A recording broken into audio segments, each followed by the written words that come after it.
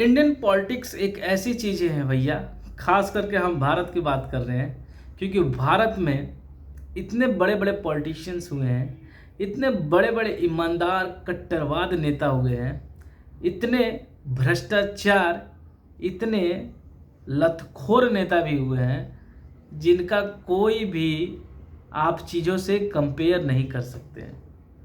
वो ऐसा इसलिए बोला जाता है कि बहुत ऐसा नेता है जो सम्मानीय भी हैं, और वह बहुत ऐसे नेता हैं जो निचले स्तर से देखा जाए, निचले स्तर से जितना भी नीचा देखा जाए उससे भी नीचा कोई है ही नहीं। हिस्ट्री देखी जाए तो सिर्फ अगर भारत की बात की जाए तो ऐसे हजारों नेता हैं, लाखों नेता हैं, छोटे से बड़े लेवल का, जिसमें कुछ ना कुछ ईमानदारी तो होती ही है। कुछ लोग ढोल नगाड़ों के साथ बात करते हैं, तो कुछ लोग दिखावे में आकर बात करते हैं, तो कुछ लोग अपने बलबूते, अपने लाठी के दम पर बताते हैं कि मैं ईमानदार हूँ, तो कुछ लोग ये बताते हैं कि मैं बहुत पढ़ा लिखा हूँ। कुछ नेता ऐसे भी होते हैं जो बोलते हैं कि भैया मैं पढ़ा लिखा तो कम हूँ लेकिन ईमानदार बहुत हूँ।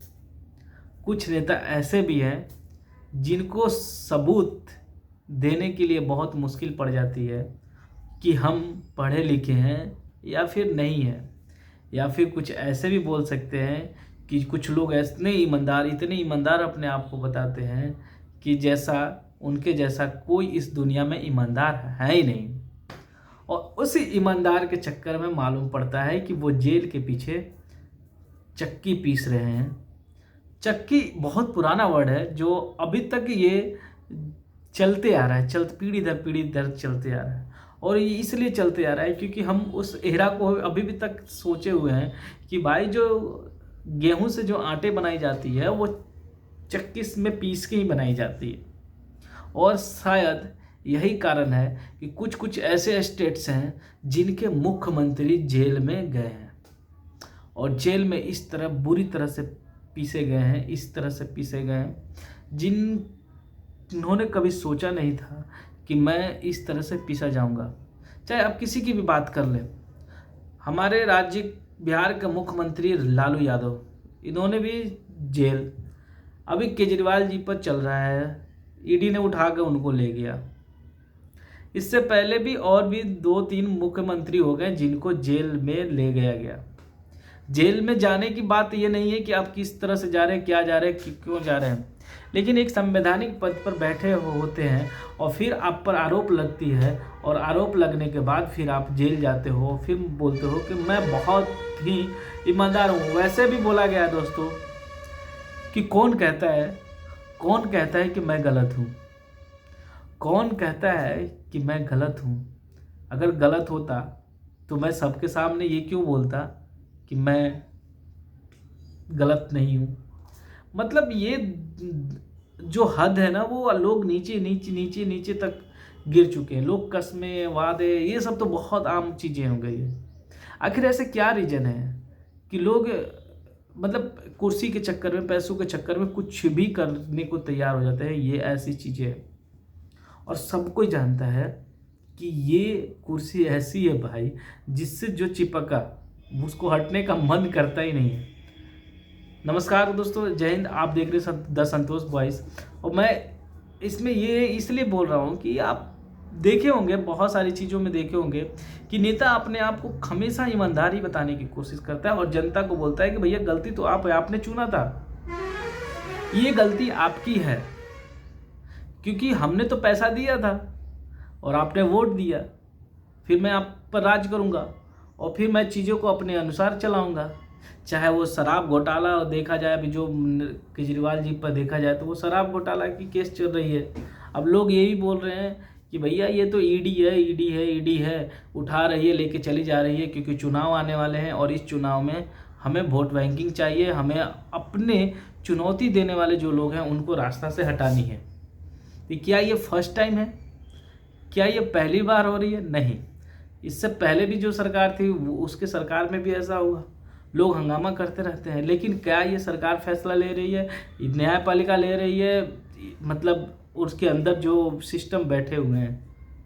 अब ऐसा तो नहीं है कि लोग बोल रहे हैं कि भाई ये तो पॉलिटिकल पूरा गेम है, जो उस पोजीशन पर बैठा हुआ है वो इशारों में नचा रहा है प्रशासन को, व्यवस्थाओं को, और उन चीज़ों को इस तरह से मैनिपुलेट कर रहा है कि वो बस जा रहा है, उठा रहा है, उठा के जेल में डाल दे रहा है।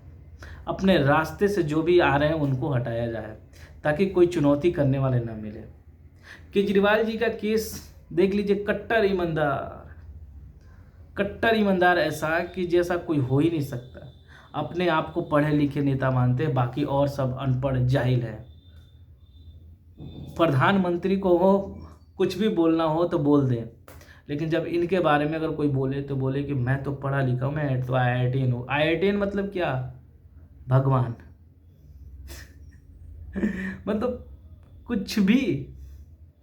भाई एक तो कुछ तो लॉजिक ऐसा लगाओ कि जो आम आदमी भी कहे कि नहीं यार ये तो सही बोल रहा है। मतलब आप अगर कोई संस्थान से पढ़ लिए तो आप कैसे बोल सकते हो कि मैं ईमानदारी हूँ?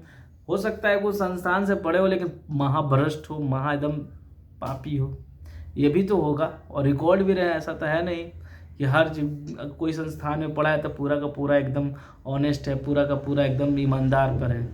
जब ईमानदार पर तो 45 करोड़ रुपए का शीश महल कैसे बन जाता है भाई? 100 करोड़ रुपए का घोटाला होते हैं। और सिर्फ ऐसा नहीं कि इनके बारे में, ऐसे बहुत सारे नेता लोग हैं जिन पर कई कई करोड़ों रुपए का घोटाले का लगा है।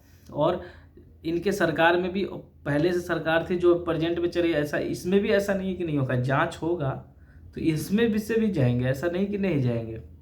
लेकिन सोचने वाली बात है कि जो प्रश्न उठाते हैं दूसरों पर, अब अपने गिरबान में झांके तो फिर क्या मिलेगा उनको? ईमानदार का एक सर्टिफिकेट, या फिर जिन पर क्वेश्चन मार्क उठाते थे उन पर। लोगों को समझना है कि जिनको जो समझते थे क्या वो वही है। अन्ना हजारे जैसे लोग क्वेश्चन मार्क उठा देते हैं कि भैया ये बंदा, मैंने बोला था कि ये नीति जो आप कर रहे हो ये पहले गलत थी और अभी भी उसको लागू करके इससे पैसे कमाने के चक्कर में इस तरह से आपने डिसीजन ले लिया। आपने तो कसम खाया था कि मैं पॉलिटिक्स में नहीं जाऊंगा, लेकिन आप उसी घिनौने जिनको बोलते थे, जिनको गालियां देते थे, जिनको आप कह के आपने क्वेश्चन इतने उठाए थे, उन्हीं से हाथ मिलाकर फिर आप उसी सिस्टम में आकर ऐसे डिसीजन लेते हो जिसका ये नतीजा होता है कि आप जेल में जाते हो। आपने तो बोला था कि मैं जेल में नहीं जाऊंगा, मेरे नेता ऐसे हैं, मेरे संजय पता नहीं कौन कौन, मनीष सिसोदिया, ये लोग अच्छे हैं, ये है बहुत कट्टर ईमानदार है। लेकिन आज ऐसा कंडीशन होता है कि एक पार्टी के 3-3, 4-4 बड़े बड़े नेता जेल में चले जाते हैं और मुख्यमंत्री भी जेल में है, रिमांड पर अभी है। खैर अभी पूरी सुनवाई तो नहीं हुई है, सुप्रीम कोर्ट, हाई कोर्ट, ये अब लगे हुए हैं लोग, तो इनके लिए कुछ भी नहीं है। बहुत ऐसे लोग हैं जो क्या क्या नहीं बोलते हैं, उनके साथ में रहने वाले भी, क्योंकि हर किसी को कुर्सी से इतना प्रेम है कि उस प्रेम को जग जाहिर तो कर ही चुके हैं, अब उससे दूर नहीं हटना चाहते हैं। कमेंट सेक्शन में आप बताइए दोस्तों कि इन नेताओं को कैसा सबक जनता सीख देगी।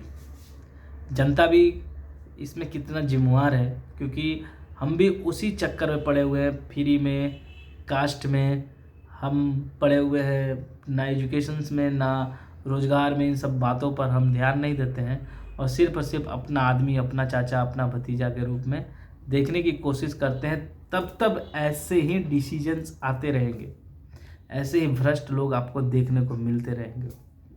किसी पर प्रत्यारोप नहीं कर रहा हूँ, लेकिन भाई एक सवाल तो उठती है ना कि अचानक कोई किसी को जेल में क्यों लेके चला जाएगा? कुछ तो हरकतें की होगी। ठीक है, वो तो गया है, अभी तो पता चलेगा कि जो रिजल्ट आएंगे, जो हाई कोर्ट, सुप्रीम कोर्ट और कौन कौन कोर्ट जो चक्रे में पड़े हुए हैं डिस्ट्रिक्ट लेवल वाले और कौन कौन, वो सारे डिसीजन जब देंगे क्लीन चिट का, तभी पता चलेगा कि ये कितने क्लीन हैं और कितने ईमानदार हैं। क्योंकि सिर्फ केजरीवाल जी का बात नहीं है, बहुत सारे ऐसे नेता हैं जो धीरे धीरे उनकी गुत्थी खुल रही है और फिर वो चक्किंग पिसिंग नहीं अब हो चलेगा भाई, अब चलेगा कुछ और पिसिंग, क्योंकि ये तो बहुत पुराना मॉडल हो चुका है। तब तक के लिए धन्यवाद, एंजॉय कीजिए, मस्त रहिए और बिंदास रहिए, स्पोर्ट्स खेलते रहिए। जय हिंद।